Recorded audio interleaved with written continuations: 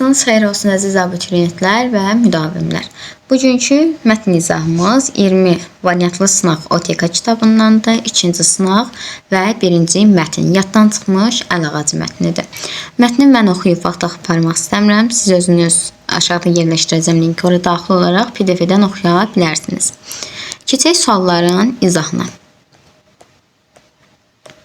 11-ci sualda bizə deyir ki, mətnə əsasən cədvəldəki uyğun fikirləri müəyyən edin. Burada doğrudur yazılıb. Deməli, doğrudurun altından ancaq doğruları, yanlışdır ancaq səhvləri, ehtimaldır, yəni ola da bilər, olmaya da bilər, bunları tapacaq. Sherlock Holmes məşhur detektivdir. Bəli, bu düzdür.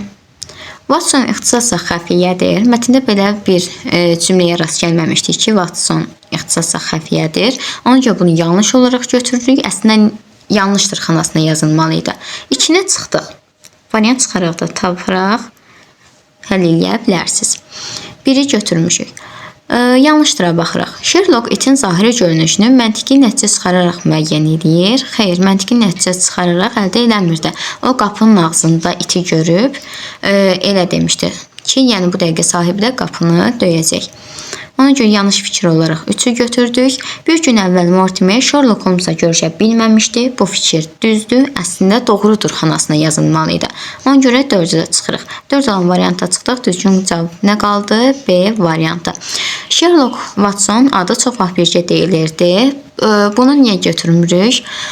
Çünki bu faktdır. Mətndə sonuncu cümlədə bunu deyir. Bu faktdır. Bunu götürmürük. Mortimer'ə hamı hörmət edir, ehtimaldır. Çünki mətnin ilk başlarında görürsünüz ki, deyir ki, bu həkimdir. Deməli, bu əl ağacını buna veriblərsə, buna hörmət edirlər. Yəni, ehtimal edirlər ki, bu əl ağacını hörmət naminə veriblər. Ona görə altında seçdik. 1, 3, 6 düzgün cavab B variantı. 12-ci sualda bizə deyir ki, mətnə əsasən səbəbini müəyyən etmək mümkündür. Mortimer'in itə sahib olmasının səbəbini müəyyən eləyə bilmirik. Mətndə belə bir açıqlayıcı bir fakt yoxdur. Sherlock Holmes'un xəfiyyə olmasının səbəbini də yəni mətndən açıqca götürə bilmirik. Daha sonra Mortimer'in şəhərdən kəndə getməsinin səbəbini bilmirik. Əl ağacının qonaq otağında qalmasının səbəbi nə idi? Yaddaşsızlıq. Yəni Mortimer'in əl ağacı orada qalmışdı, o xatırlaya bilmirdi. Vizit kart yerinə neynəmişdi? Əl ağacını qoyub getmişdi. Düzgün cavab elə burada bizə D variantını verəcək. Gəlirik 13-cü suala. Ser sizinlə tanış olmağıma çox şadam cümləsi mətndən nömrələnmiş hansı çərçivənin yerinə artırmaq olar? Baxırıq. Burada çərçivələnmiş yoxdur. Deməli, bu tərəfə baxırıq. Bu lap ağ oldu, dostum. Ax, nə üçün siz buna belə əminsiniz? Bura artırmaq olmur. Çünki bu iki nəfər arasında olan diyaloqdur. Burada tanışlıq deyil. Sonra, burada olmağınız mənə kömək edər. Sevinclə baxıb dedi, baxın, bundan sonra sizi narahat edəcəyəm bir şəxsə işimə... Aha.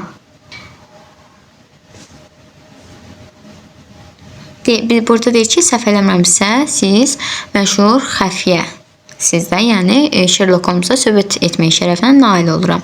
Yəni bu cümlədən sonra bu nömrələnmiş hissəyə bunu artıra bilərik. Bu da ki, eləyir 5-ci. Yəni, baxın, bu hissəyə artıracaq. Düzgün cavab eləyir E variantı. 14-cü sualda bizə deyir ki, mətndə üzərində rəqəm yazılmış sözlər əsasında cümlədəki doğru fikirləri müəyyən eləyin. Baxaq. Üzərində rəqəm yazılmış sözlər. Ağacın əl tutulan yerindən. Bu həqiqi mənadır. Məcazi mənada işlənməyib. Sonra, böyük hörmət sahibi. Bu nədir? Böyük hörmət sahibi məcazi mənalıdır. İstifadə edirlər. Bu da həqiqi mənadır. İndi sualımıza qayıdaq. Baxaq göyə bizə nə istəyirdi? Deməli, həqiqi mənadı 1. Bu düzdür. 1'i seçirik. Söz onu bəş tutdu.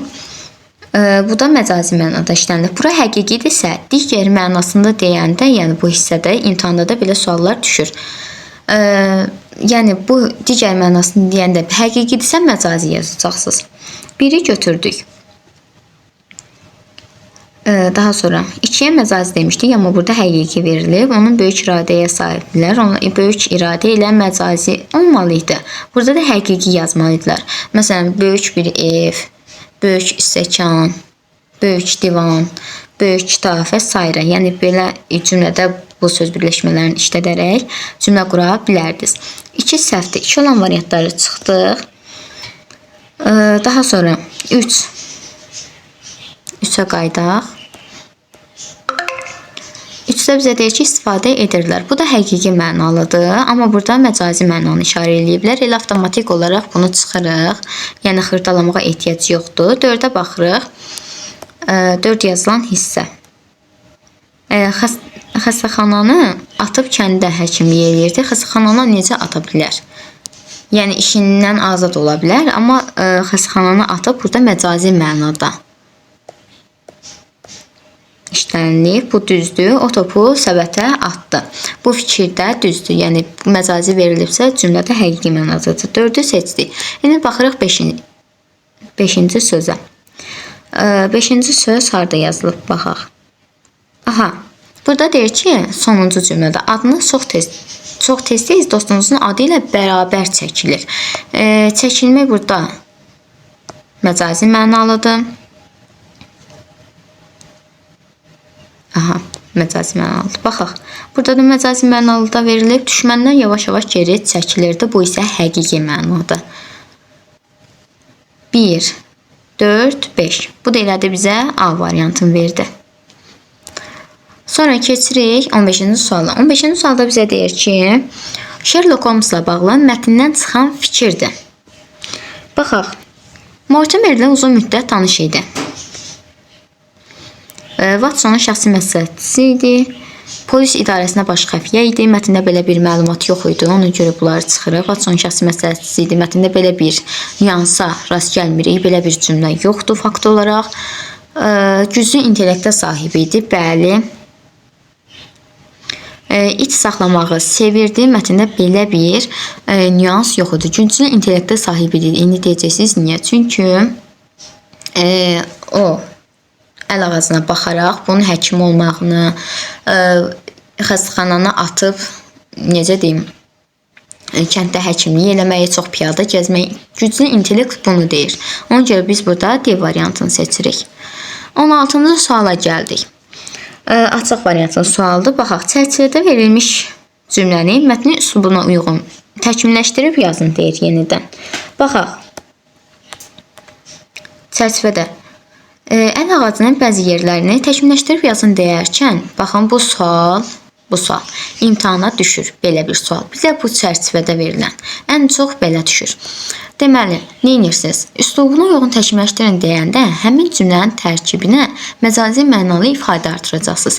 Və ya bir dənə sözü seçəcəksiniz. Oradan onu frazoloji birləşməklə ifadə edəcəksiniz. Məcazi mənalı bir ifadə yaranmalıdır orada. İndi baxırıq bura. Bizə deyir ki, əl ağacının bəzi yerləri gəmirilib. İt dişlərinin yeri lap aydın görünürdü. Buna biz nə deyə bilərik? Məsələn, deyə bilərik ki, it dişlərinin yeri gün kimi aydın görünür. Bu qədər sadə. Məsələn, gün kimi aydın görünür, lap aydın görünürün yerinə. Yəni, lapın yerinə biz gün qoyduq. Gün kimi aydın görünür. Biz bənzətmə elədik. Yəni, məcazi mənalı ifadə artırdıq bura. Üslubu cəhətdən zənginləşdirmək belədir.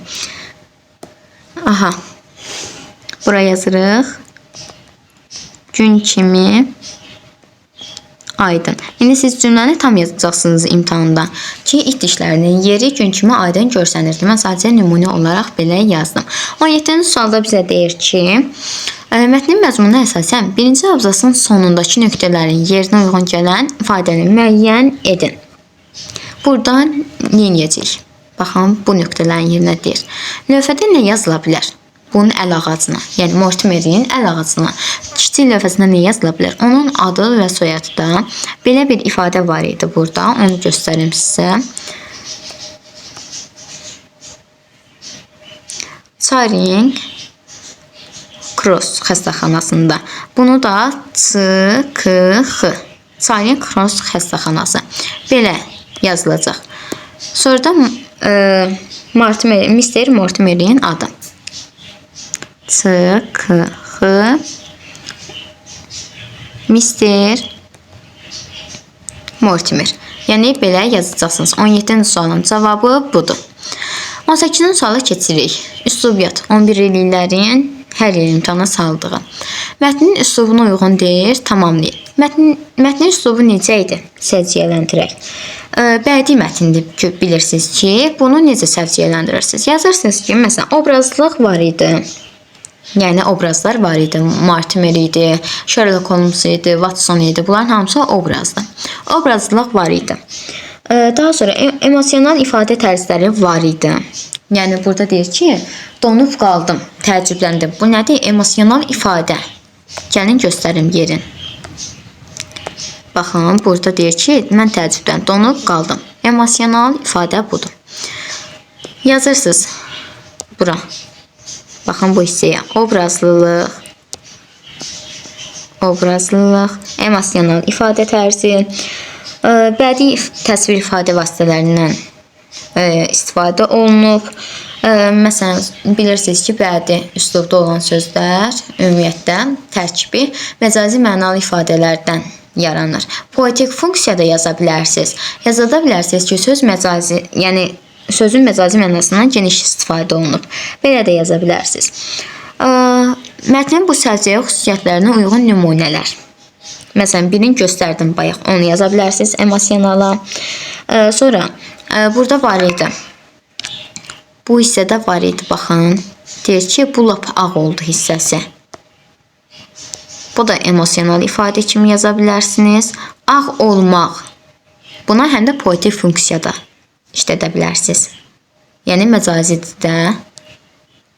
Yəni sən şişirdirsən bunu, ağ oldu. Onun kimi nümunələrdə yaza bilərsiniz.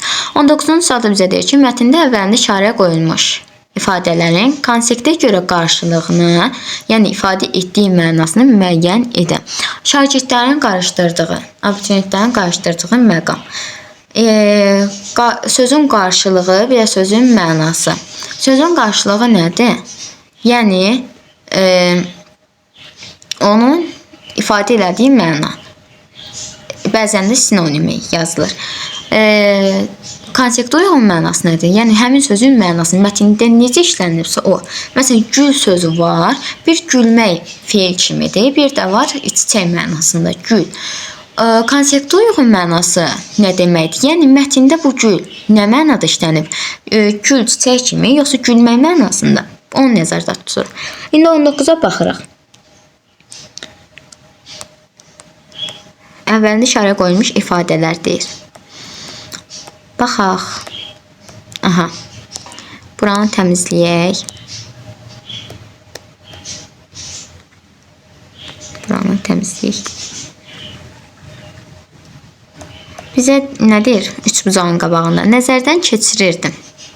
Nəzərdən keçirmək nədir? Yəni, baxıb diqqətlə yoxluyurdu. Yəni, əl ağacına. Daha sonra deyə bilərik ki, gözdən keçirirdi. Yəni, bunu yaza bilərik. Üç bucağın qarşılığına bunu yazırıq. Gözdən keçirirdi və ya baxıb diqqətlə yoxluyurdu. Sonra, hansı var? Baxaq.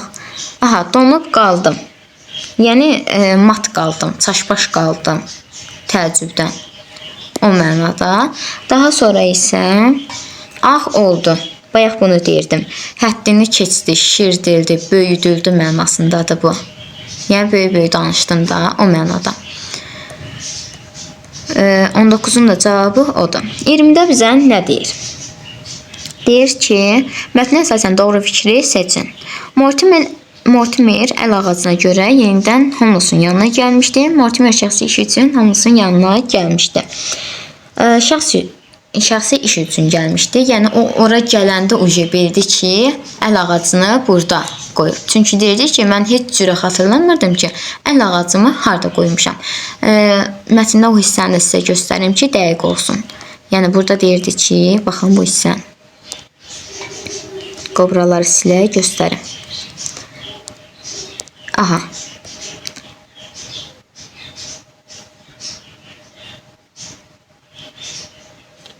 Deyir, bir şəxsi işimlə bağlı sizi narahat edəcəyəm. Deyir, sonra da nə qədər fikirləşirdim ki, yəni bu əl ağacını harda qoymuşam. Amma əslində nə üçün gəlmişdi? Şəxsi iş üçün gəlmişdi. Sonradan görmüşdü ki, əl ağacı oradadır. Yəni bu da sizə fakt. Belə göstərdim. Əsaslandırması da belə.